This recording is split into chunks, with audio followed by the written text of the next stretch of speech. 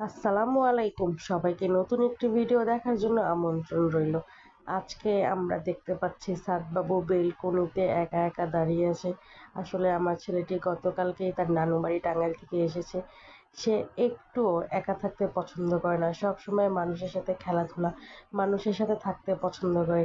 সে ঢাকায় এসে আমাকে সঙ্গে সঙ্গে বলছে, আমাকে কেন নিয়ে আসলে, আমি নানু বাসায় যাব, নানু বাসায় যাব। সেদিন আকাশটি ছিল মেঘাচ্ছন্ন, দেখাই যাচ্ছে বাইরে অনেক সুন্দর বাতাস বইছে। আমার ছেলেটি একা একা বেলকনিতে খেলছে, যদিও তার মনটি ভালো নেই, সে একা থাকতে পছন্দ করে না।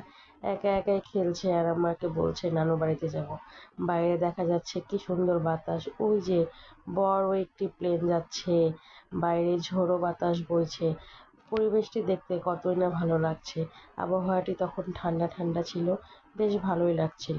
আমার ছেলেটি বেশ উপভোগ করছিল আর খেলছিল। আসলে আমার এই ছোট্ট ছেলেটি একা থাকতে একটুও পছন্দ করে না, সবসময় তার সঙ্গ লাগবেই, সঙ্গ ছাড়া সে থাকতেই পারে না।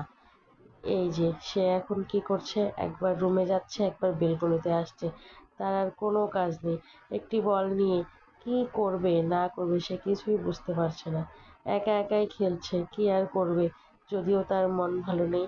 একা একা বলটিকে লাথি মারলো, আবার দাঁড়িয়ে রয়েছে, আমাকে বলছে দিতে, আমি দিলাম। আবার সে একা একা খেলছে, তাকে বেশ হাসি খুশি দেখাচ্ছিল না, কারণ তার মনটি খারাপ ছিল। একটু বলা যায় জোর করেই সে হাসছে। কি করবে, ঢাকা শহরে থাকতে গেলে একা একাই থাকতে হয়, এত সঙ্গ সে কোথায় পাবে।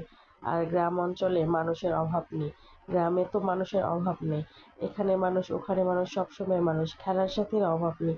সে একা থাকতেই পছন্দ করে না, বিশেষ করে এই বদ্ধ পরিবেশ তার ভালো লাগে না।